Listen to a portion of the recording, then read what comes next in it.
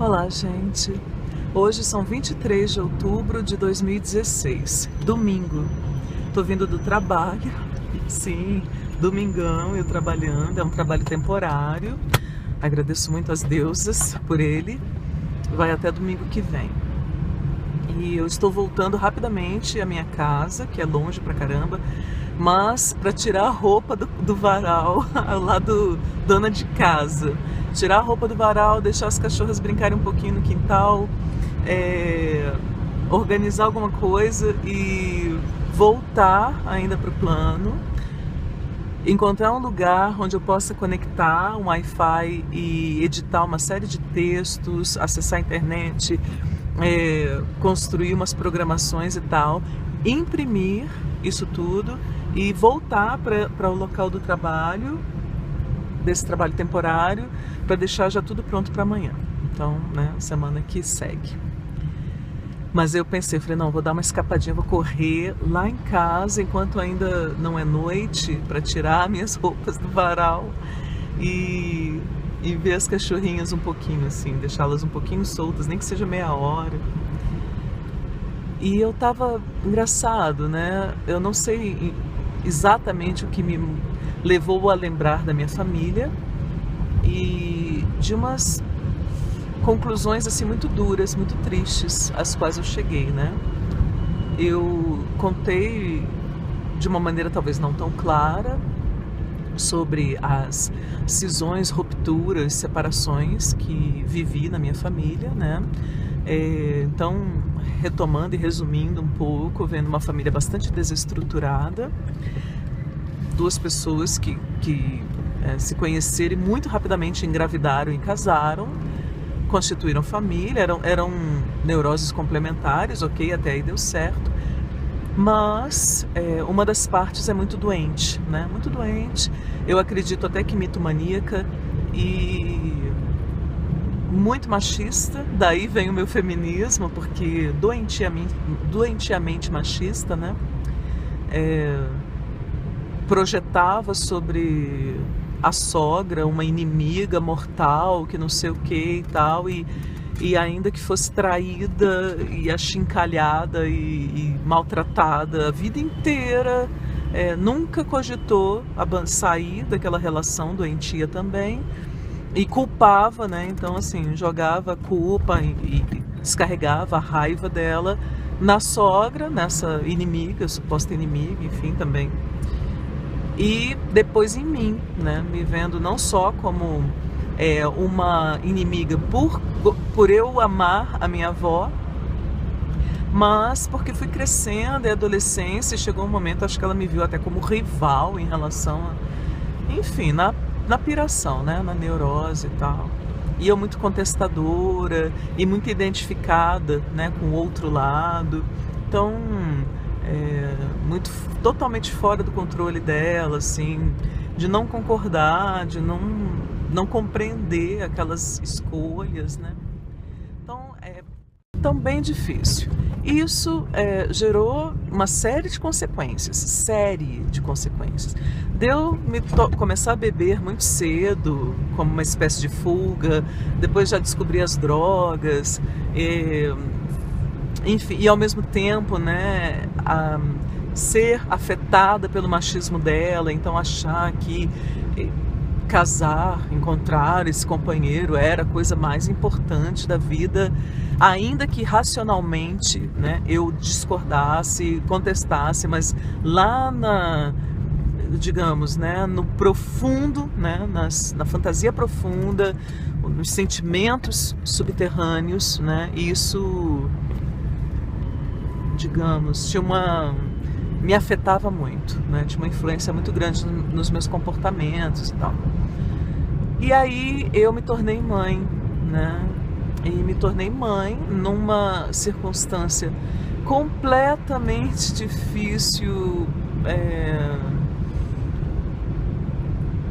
Estava no meio de uma crise de depressão, né, muito grande. Tive um envolvimento rápido com uma pessoa que mal conhecia também, então quer dizer, repetir o padrão, né? Mas E aí nos separamos, ele inclusive pegou metade das coisas da casa, né? Não teve nem a hombridade de deixar os móveis, eletrodomésticos e tal, que havíamos comprado, então construído por causa da bebê e para casa, né?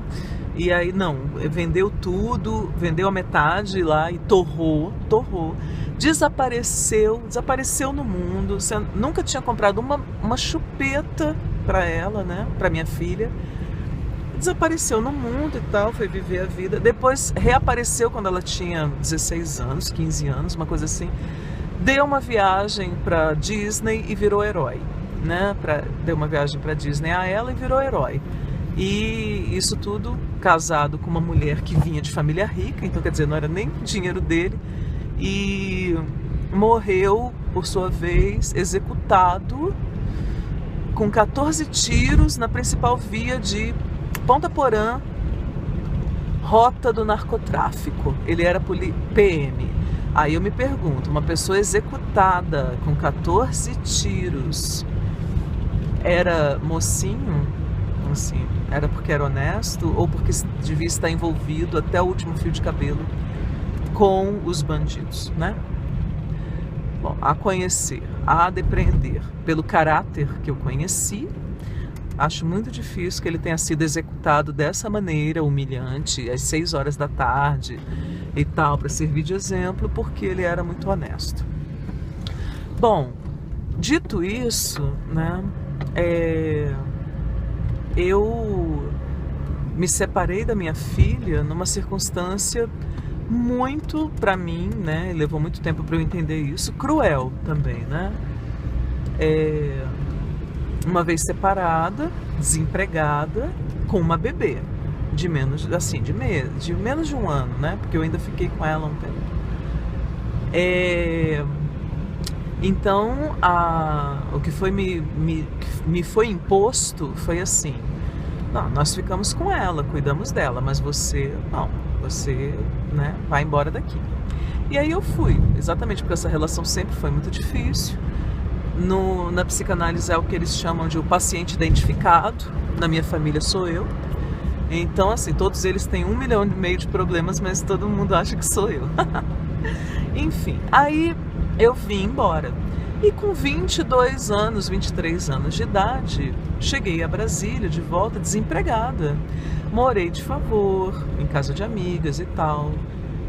Inclusive fui empregada dessas pessoas, né, que me acolheram nesse primeiro momento. Trabalhei recebendo muito pouco até entrar na universidade, no vestibular e tal, e continuei trabalhando, e, né, e aquela luta. Então eu não tinha dinheiro para pegar um avião todo mês e ir lá visitar. Ainda que se a família fosse saudável, né, e a relação fosse uma boa relação. Bom, além de eu não ter dinheiro para ir lá visitar sempre, era detestável. A leitura que eu faço é de que ficaram com o bebê para amarrar uma bola de ferro na minha perna para poder continuar me infernizando, né? Só que aí eu não fui, eu não ia. E ao mesmo tempo ela nunca foi trazida para cá para passar férias comigo, nem nada, nem eles. E nem eu, sendo a única filha que morava longe dessa família, eles nunca planejavam vir me visitar nas férias, né? Então, gente, aí juntou aí uma série de fatores, né, para que eu perdesse o contato, tivesse contatos muito esporádicos com a minha filha. E depois ela foi crescendo e foi feito aquilo que chamamos de alienação parental, né? Da mesma forma que eu ouvi durante todo o tempo que eu morei naquela casa, eu fiquei ouvindo falar mal da minha avó. Eu tenho certeza que todo santo dia a minha filha ouviu falar mal de mim, né? Então, assim, eu não tenho a menor dúvida quanto a isso. Não tenho a menor dúvida, né?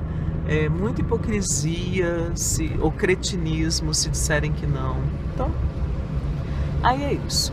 Aí, recentemente, recebi a notícia de que ela estava grávida. Mas a notícia me foi dada assim: ela está grávida, ela não quer ter mas ficam falando lá pra ela coisas e tal, ligue pra ela pra poder ajudá-la.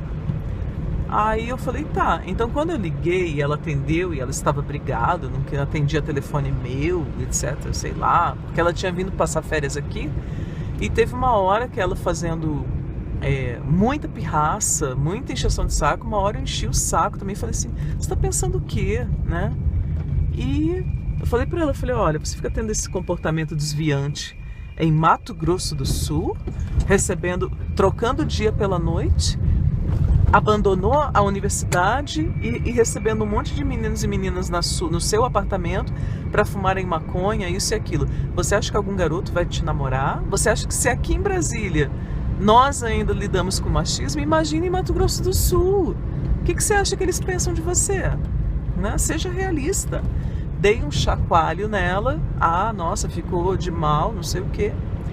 Ainda voltamos a nos encontrar porque ela sofreu um acidente, né, de moto, ou seja, recebeu o seguro da morte do pai, comprou uma porcaria de uma moto, apesar de, quando ela estava de férias aqui, eu ter falado 1 milhão de vezes, não compre moto, compre nem que seja um fusquinha, compre um carro usado, alguma coisa, mas não compre moto. Eu já caí de moto é perigosíssimo, seu pai foi morto em cima de uma moto, não compre moto. Ela foi lá, não só comprou uma moto, como saía bêbada em cima da moto, direto. E isso quem me contou foi a avó dela. E para levar amigas em casa, ao invés de dormir nas casas em que ela ia para as festas, se embebedava, casa de amigas, casa de não sei o quê. Até que um dia um maluco a pegou na contramão, ela sofreu um acidente horrível, quase morreu, perdeu uma perna. Tá, depois disso entrou... tentando concluir, né, gente? E a conclusão desses horrores todos, né, dessa sucessão de horrores, foi que eu e minha filha nos tornamos desconhecidas uma para outra, né? Somos desconhecidas. Quando eu estava em Brasília, quando eu voltei para Brasília sem ela, eu acho que eu já narrei isso mais de uma vez. Foi o maior sofrimento que eu já experimentei na vida. Passar fome, estar doente, sem ter dinheiro para médico, para remédio, para nada. Estar desempregada, o desespero de não ter perspectivas para o futuro, etc e tal. Nada se compara ao que eu passei quando me vi obrigada a deixar a minha bebê para trás e vir embora para Brasília. Muitos podem perguntar, mas por que você a deixou, né, e foi para outra cidade? Primeiro porque era uma cidade minúscula e a oferta que me foi feita foi essa. Nós cuidamos da bebê, mas preferimos que você volte para Brasília, saia daqui e tal. Então, era essa a minha opção, eu não tinha outra opção. Porque se o pai pagasse ao menos a pensão alimentícia, eu jamais teria me separado dela.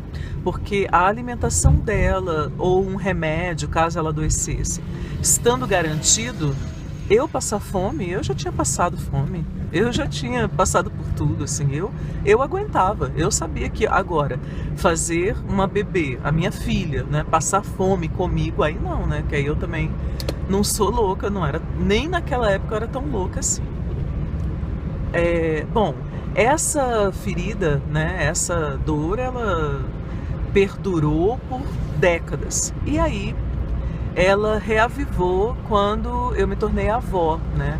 Foi como se eu estivesse revivendo, né, a dor do nascimento da criança que eu não vou ter, ou que eu não vou ter contato. Ela estava brigada por causa do chacoalhão lá que eu tinha dado nela. Eu a havia visto por ocasião do acidente, mas depois não pude continuar indo, porque justamente extrapolei os limites do cartão de crédito com aquela história de comprar passagem todo mês para ir lá vê-la. E aí fiquei super quebrada aqui. E aí quando ela estava como se diz, encontrando um caminho, né? Que ela havia se tornado atleta da seleção brasileira de paracanoagem, ela engravidou. E aí voltou, e aí me foi informado, né, dessa outra maneira, que ela não queria, que era para eu ajudá-la.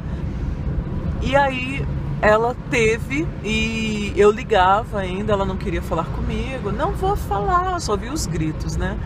E aí chegou uma hora, gente, né, que ela teve a bebê. Eu sofri muito, vi, sei lá, 2 fotografias da minha neta. Quer dizer, eu tenho 2 fotografias da minha neta até hoje. São apenas essas 2 imagens que eu vi. E aí chega uma hora que eu acho que a gente anestesia de novo, né? Então, da mesma maneira que eu anestesiei quando eu perdi a filha, eu anestesiei ao não poder conhecer a neta.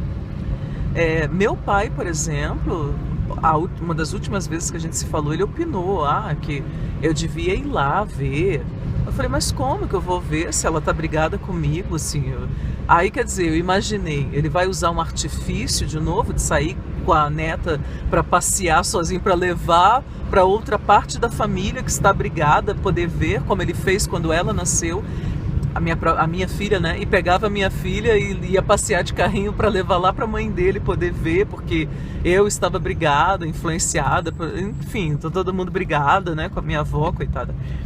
Então, eu falei, não vou desrespeitar assim, entendeu? Já chega, não quer que eu veja, não quer que eu conheça, ok.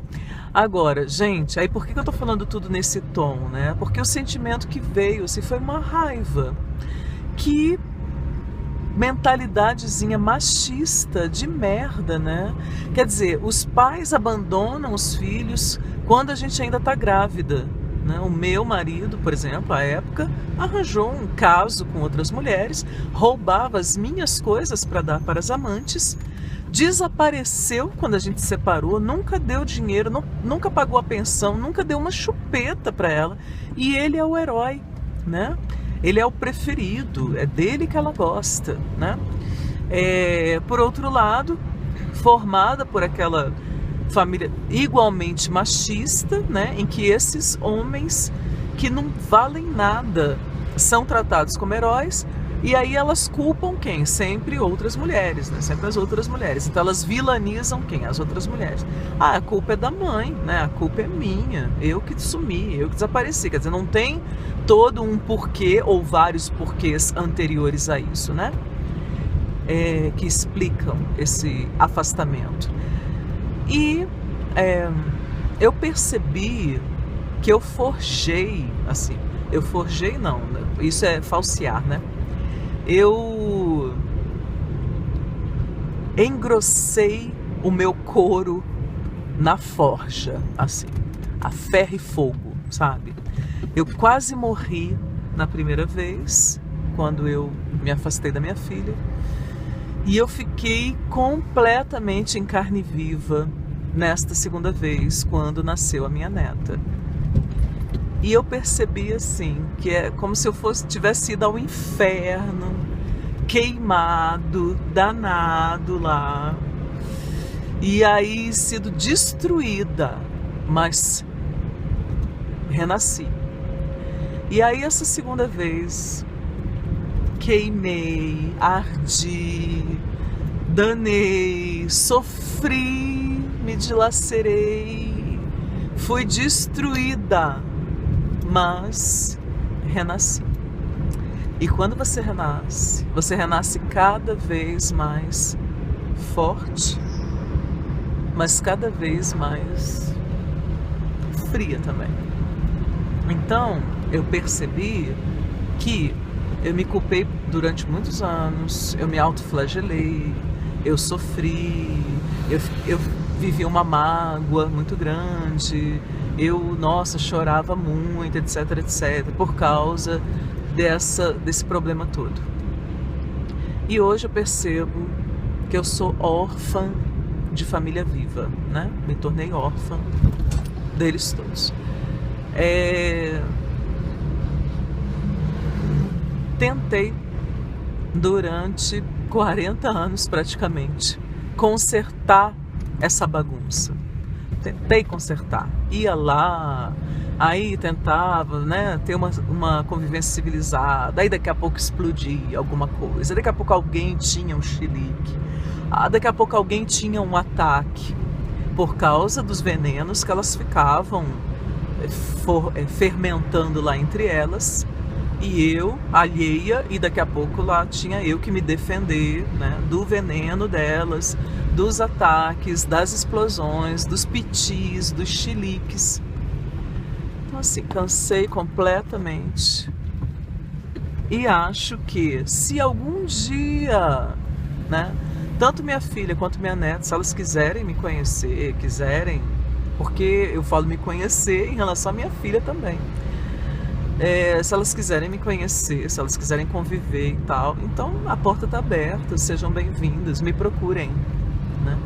Mas eu percebi que eu curei dessa segunda, né, tormenta, desse segundo desgosto, né, dessa segunda dor, recentemente. Porque até pouco tempo eu ainda me doía muito, estava baratinada, né?